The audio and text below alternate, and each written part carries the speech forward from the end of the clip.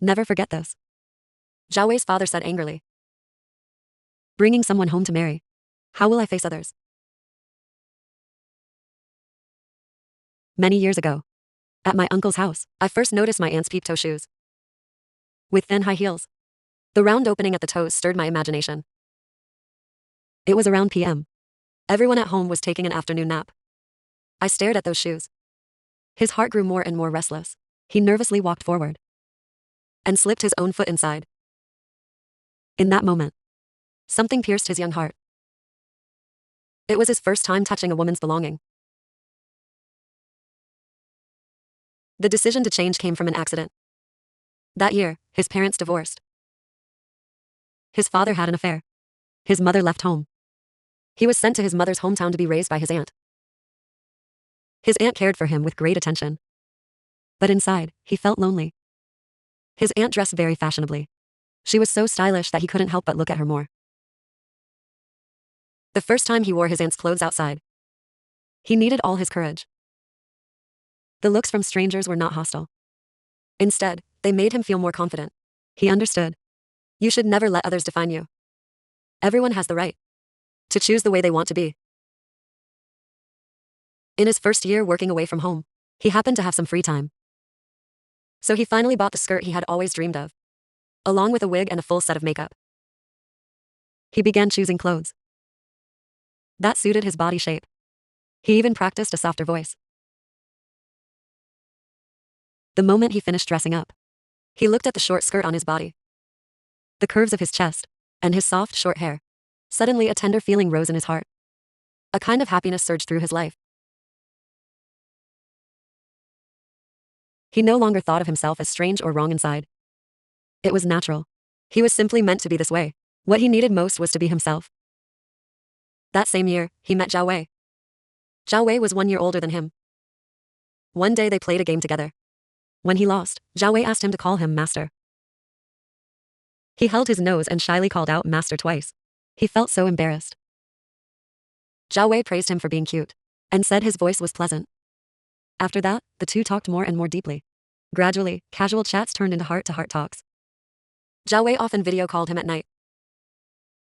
He used a softer voice to pretend to be a girl and successfully fooled Zhao Wei.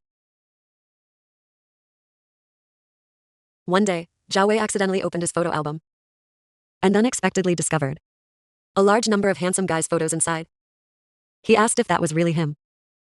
He didn't want to hide anymore, so he came clean and said he was actually a cross-dresser. Unexpectedly, Zhao Wei immediately said to him, "Would you like to be my girlfriend?" He was shocked. He never imagined boys nowadays could be so open-minded, confessing love regardless of whether the other is male or female. At first, he really didn't want to agree, but he felt too embarrassed to reject directly. He honestly said, "My soft appearance is just on the outside. Inside, I still have the frame of a man. You wouldn't accept that." But Zhao Wei got excited and said, "I just like beautiful things. And truly, you really are beautiful. As for gender, does gender really matter?" At the end of his teenage years, he actually accepted it. Still joking about himself. They say guys wearing girls' clothes are disgusting. If I'm that kind of sissy, how could I possibly look good? Life after that became simpler. They shared more and more stories with each other. That day was Kixi Festival. He wore a JK school uniform. He felt both nervous and excited. After all, it was his first time meeting a same-sex partner. And it all happened so quickly. When he saw Zhao Wei was half a head taller than him, handsome and smiling shyly. He cared a lot about looks, so he was quite satisfied inside. They dreamed of a good life together, talking about many plans for the future. After their late-night snack, Zhao Wei suggested staying at a hotel. But he quickly reminded him, "I already rent a place myself."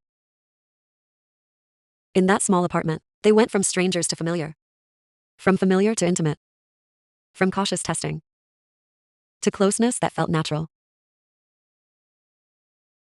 The freshness and contrast of it all let Zhao Wei experience the intimacy of love like with the opposite sex, and the ease of being with the same sex. In his feminine state, he craved care from a man. On one hand, it fed his vanity. On the other, he truly wanted a boyfriend-like figure to care for him, to accompany him. It was an emotional need when he was in a female role. When Zhao Wei moved to the city for work, the two began a sweet cohabitation. Cooking, daily chores, everything. Their life was no different from that of a straight couple. Sometimes he would dress as a girl and go out with Zhao Wei. Zhao Wei would also take him to the movies. Life was calm and easy. Nothing too dramatic or intense. After being together a long time, they got used to it. Zhao Wei never disliked his playful side or found it annoying. Not once. And he didn't resent Zhao Wei's masculinity either. As long as Zhao Wei was there, he felt safe. They lived like that for more than a year. But later he slowly became clear-headed. After all, they had grown older. Their whole way of thinking had changed. Even if they continued living together. What about the future? Family opposition and social pressure were things they couldn't face. He could never forget Zhao Wei's father angrily saying, "Bringing someone like that home to marry, how will I hold my head up?" Their love endured too much pressure. They could not gain their parents' support or blessing. Abandoned by everyone. The despair was suffocating. In the end, under pressure, they peacefully broke up. If you enjoyed the video, remember to like, comment, and subscribe. Thanks.